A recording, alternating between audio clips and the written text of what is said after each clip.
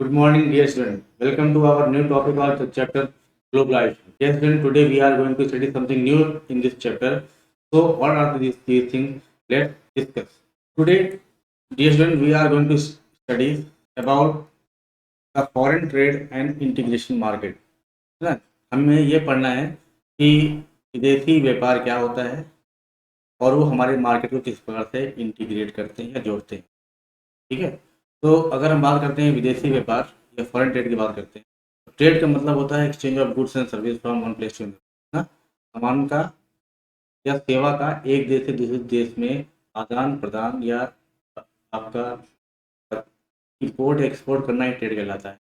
अगर वही ट्रेड एक देश से दूसरे देश में हो, है ना, जैसे from India to America Africa और इंडिया टू अमेरिका, इस प्रकार के व्यापार को हम लोग क्या बोलते हैं? Foreign trade. तो how can you define the foreign trade? Exchange of goods and services from one country to other country, है ना, is known as foreign trade. ठीक है, और दूसरी बात है, ये ट्रेड हमारे मार्केट को किस प्रकार से जोड़ता है? मार्केट को जोड़ता है बेटा, तो आप समझ सकते हो कि आज आपके यहाँ का जो मार्केट है, उस मार्केट में एक छोटा सा कस्बा कहीं का भी, उस कस्बे में आपके यहाँ पे बहुत सारे प्रकार के American as well as Chinese goods flourish कर रहे हैं। हमारे इंडिया के छोटे से मार्केट में आपका वो सामान एडिडास का जूता फ्लोरिश कर रहा होगा, सैमसंग की टीवी फ्लोरिश कर रही होगी, है ना, नोकिया का मोबाइल फ्लोरिश कर रहा है। तो these companies, they are not the companies of India, they are the companies of abroad, है ना। ये एक इस प्रकार से हमारे देश के मार्केट को क्या की है? जोड़े हुए हैं। ठीक है, तो इस इससे असर क्या पड़ता है? जब इंटरनेशनल ट्रेड हो रहा है और मार्केट हमारा इंटीग्रेट हो रहा है, जुड़ रहा है, इससे ट्रेड इसका फ़ायदा क्या होता है? सबसे पहला फ़ायदा क्या होता है? ये अट्रैक्ट द ट्रेडिंग इंटरेस्ट। किसी भी व्यक्ति या किसी भी इंटरप्रेन्योर के ट्रेडिंग इंटरेस्ट को ये बढ़ाता है। भाई, एक ट्रेडर जब अपने सामान को एक देश से दूसरे देश में एक्सचेंज कर रहा है, बेच रहा है, तब उसे क्या मिल रहा है? एक वाइड रेंज मिल रहा है। वाइड रेंज के मिलने के कारण जो है, उसका जो इंटरेस्ट है वो बढ़ता हुआ चला जा रहा है। तो सबसे पहली बात ये हुई कि by the trade, trading interest. दूसरी बात क्या होती है? Exchange of goods across different countries. With the help of trade, what happen, we can exchange the goods in different part of the country. अपने देश का निर्माण सामान, मतलब डोमेस्टिक मार्केट के अलावा हमको फॉरेन मार्केट भी मिलता है, जहाँ पे हम अपने को बेचकर एक अच्छा लाभ कमा सकते हैं। तीसरी बात क्या है? Create opportunity for the producer to reach the beyond market, reach beyond the domestic. International trade एक अपॉर्चुनिटी देती है। अपॉर्चुनिटी का मतलब एक लोगों को विकल्प देती है, जिससे कि या विकल्प देती है जिससे कि वो अपने सामान को डोमेस्टिक मार्केट से उठाकर इंटरनेशनल मार्केट तक ला सके। जैसे हम लोग देखते हैं अमूल, है ना। Amul at first it was just in Anand milk union limited, that was in Gujarat, but now ये आपका केवल इंडिया में नहीं बल्कि ऑस्ट्रेलिया और अमेरिका में भी अपने सामान को बेच रही है। तो ये संभव हुआ है ओनली बाय द आपका ट्रेड और द फॉरेन ट्रेड से। नेक्स्ट है competition among the producer increase. International trade से क्या होता है कि हमारे डोमेस्टिक मार्केट में बहुत बड़े फॉरेन गुड्स आते हैं, जिससे कि हमारे देश का जो लोकल मैन्युफैक्चर है उसको इंटरनेशनल मैन्युफैक्चरर से कंपटीशन करने से क्या होता है? सामान की क्वालिटी और प्राइस पर असर पड़ता है। ठीक है, क्वालिटी पे असर क्यों पड़ेगा?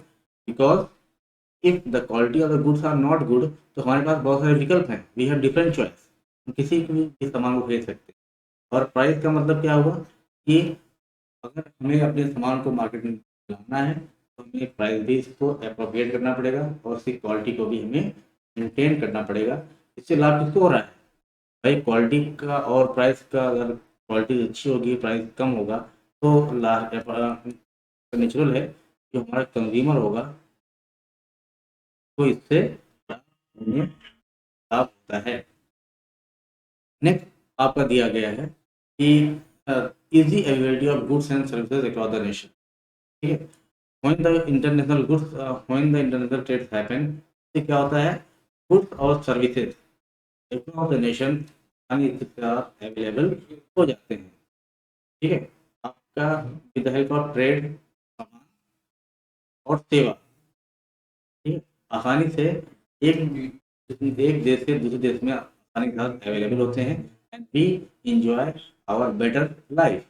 ठीक है, नेक्स्ट दिया गया है फायदा क्या है आपका, expression of choice for the buyer. जो हमारे बायर्स हैं, जो हमारे कंज्यूमर्स हैं, उनके पास चॉइस की कमी नहीं होती, तो जो चुनने का जो क्राइटेरिया होता है वो बदल जाता है। बिकॉज आप देखते हैं कि इस समय मार्केट में we have different types of cosmetic, different types of shop, different types of mobile are available, है ना। तो आपको जो भी पसंद है इसको आप ले सकते हो। जरा सोचिए, आज से 1991 के पहले आपके देश में केवल एक प्रकार की चीज़ें ही उपलब्ध थी, चाहे वो कॉस्मेटिक के क्षेत्र में हो, चाहे वो टीवी के क्षेत्र में हो, चाहे वो आपका मोबाइल के क्षेत्र में हो। तो हमारा जो कंज्यूमर था उसके पास ज़्यादा विकल्प नहीं थे, लेकिन आज हमारे जो है बहुत विकल्प है और उनको क्वालिटी ऑफ सामान भी मिल रही है।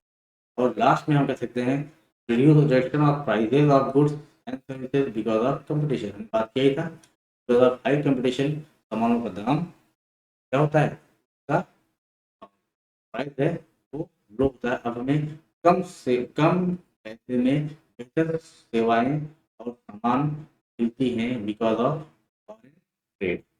ठीक, नेक्स्ट है Chinese choice in the Indian market. उसी में हम देख रहे हैं कि जब हम बात करते हैं फॉरेन ट्रेड की बात करते हैं, फॉरेन ट्रेड की बात करते हैं, तो फॉरेन ट्रेड में एक आपका किताब में एग्जांपल दिया गया है चाइनीज टॉय। आप देख रहे हो कि इस समय आपके मार्केट में लगभग 95% of our domestic market are been are been filled with the Chinese toy. हाँ, हमारे 95% हमारी मार्केट जो है चाइनीज टॉय भरी पड़ी। एक समय था कि आपके देश में केवल इंडियन टॉय की मांग थी या प्रोडक्शन होता था, और दो टॉयज वेयर मेड ऑफ आपका सॉइल और वुड। इसमें क्या नहीं थी, इसमें वेराइटीज नहीं थी और ड्यूरेबिलिटी नहीं थी। लेकिन जब से आपके यहाँ पे चाइनीज टॉयज आना स्टार्ट हुआ तो हमें वेराइटीज मिलना स्टार्ट हुई और ड्यूरेबिलिटी भी मिलना स्टार्ट हुई। धीरे धीरे करके जो आपके देश का जो लोकल मैन्युफैक्चर था चाइनीज टॉय का, वो पिट गया और 95% जो मैं आपको बता रहा हूँ, 95% आपके यहाँ मार्केट है वो किसने ले लिया है, चाइनीज मार्केट ने कब्जा कर लिया है। देखिए, as a result of the invention of the Chinese toy in the domestic market, the sale of Indian toys क्यों फॉल किया, क्योंकि our Indian manufacturer can't able to compete with the Chinese. जिस प्रकार का वो हल्का, सस्ता और वेराइटीज वाली टॉय चाइनीज हमारे भेज रहे थे, उस वेराइटीज को हमारे देश में इसलिए हमारा जो मार्केट था वो फेल हो गया। ठीक है, चाइना और इंडिया का कुछ कंपेयर किया गया बेटा, तो देख लेना, it is very interesting one. India किस किस चीज़ में आगे है, प्रोडक्शन में रैंक क्या है इसका, चाइना का रैंक क्या है, चाइना कहाँ कहाँ पे अपने सामान का निर्माण किया, इसका रैंक चौथे स्थान पे। इंडिया जो है बहुत सारी कंपनियों का हब भी है ना, जैसे एल की बात करते हैं हम लोग, आईफोन की बात करते हैं, है ना। तो ऐसे ही और अमेरिकी जो चाइनीज़ कंपनियां हैं वो वॉशिंग मशीन और रेफ्रिजरेटर को लगभग दुनिया भर के हर देशों में बेचती हैं। दूसरी बात करते हैं बेटा कि what are the factor which enable the globalisation. इसके बारे में हम लोग पिछले टॉपिक में बात कर चुके थे, एक बार हम दोबारा देख लेते हैं कि ग्लोबलाइजेशन को बढ़ावा देने के लिए टेक्नोलॉजीज का रोल क्या है, हमने इसके बारे में पढ़ा। इसके अलावा हमने देखा कि ग्लोबलाइजेशन में मल्टीनेशनल कंपनी का क्या योगदान है।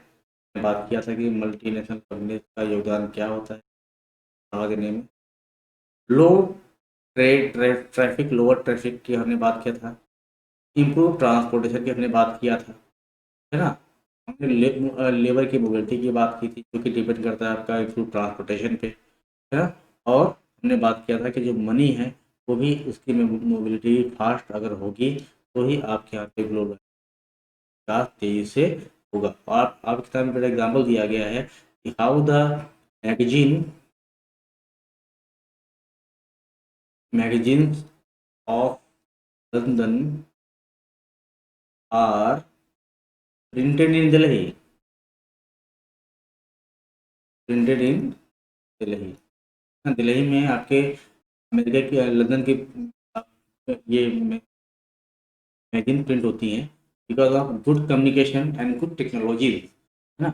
और with the help of E banking, है ना, ई बैंकिंग के माध्यम से जो आपका पैसा है वो आसानी से लंदन से दिल्ली में ट्रांसफ़र कर दिया जाता है।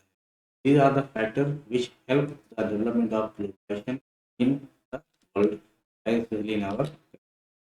नेक्स्ट बेटा आपका है impact of globalisation, impact of liberalisation. जब हम लोग बात करते हैं लिबरलाइजेशन की, आपके यहाँ जो ट्रेड है, ट्रेडिंग, लिबरलाइजेशन का मतलब होता है फ्री ट्रेड। ठीक है, फ्री ट्रेड का मतलब कि आपके यहाँ पे जो भी कंपनीज आएंगी काम करने के लिए, उनको उनको जो है टैक्सेस कम देने होंगे। इसका असर क्या पड़ता है? इसका असर आपके सामने तो दिया गया है बेटा, हकीकत क्या आपको दो असर है, पॉजिटिव इफेक्ट भी पड़ता है और नेगेटिव।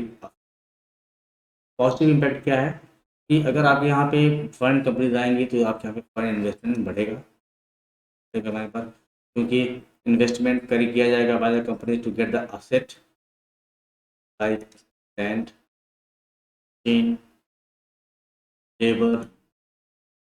ठीक है, इन सबको खरीदने के लिए पैसे की जरूरत पड़ेगी और foreign company invest, increase the production. आपके यहाँ पे बाहरी कंपनीज आएंगे तो फिर बट नेचुरल है कि आपके यहाँ पे प्रोडक्शन भी क्या होगा, बढ़ेगा। तीसरा कारण है टेक्नोलॉजिकल एडवांसमेंट।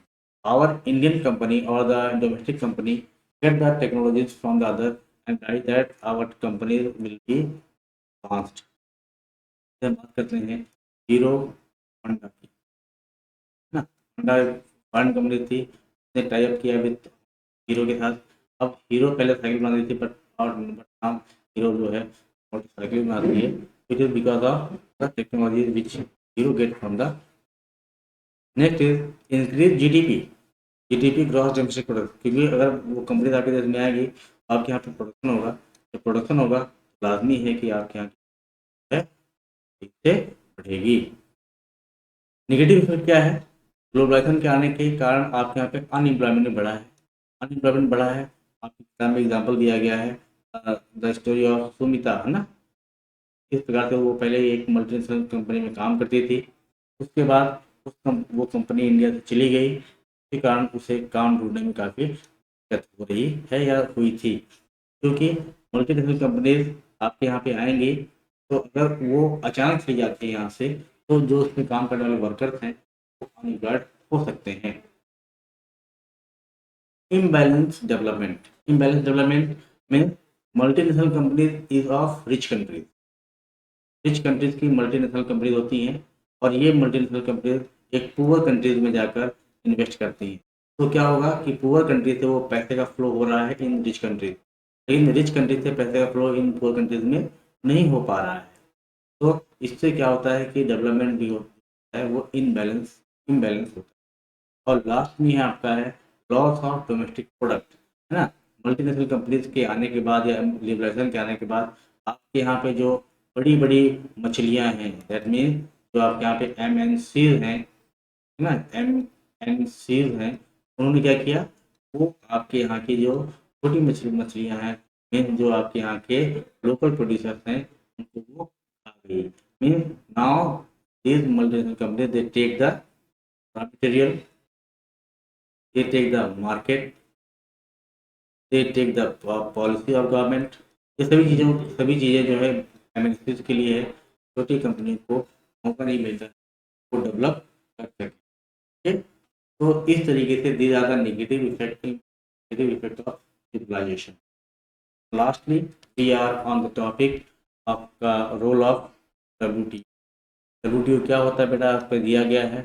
WTO के बारे में दिया गया है कि द वर्ल्ड ट्रेड ऑर्गेनाइजेशन क्या है it is an intergovernmental organisation जो कि क्या करती है, कंसर्न करती है, ध्यान रखती है with the regulation of international trade between nation, है ना।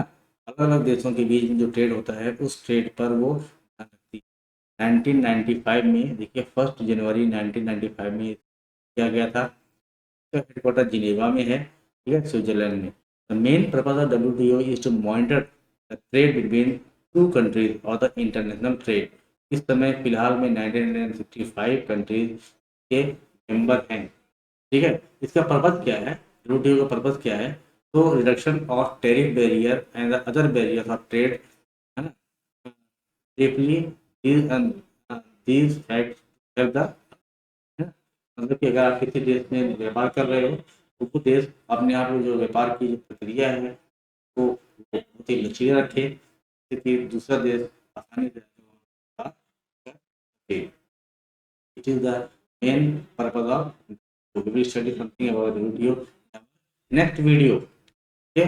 So now in front of you these are the questions, जो हमने टॉपिक पढ़ा इसके कुछ क्वेश्चन दिए गए हैं। What are the effect of foreign trade, what is the role of WTO, which factor helps stimulate the globalization process, how was the liberalization policies gradually adopted in India, Bharat में किस प्रकार से लिबरेशन पॉलिसी 1991 के बाद adopt किया गया। उसके बाद what are the reason for putting trade barrier on the foreign investment by the Indian government. आपके यहाँ पे फॉरेन ट्रेड 1991 के पहले बाहरी कंपनीज को आने से रोका क्यों गया था? Why did it wish to remove trade barrier, और इस समय इसको हटाया क्यों गया है?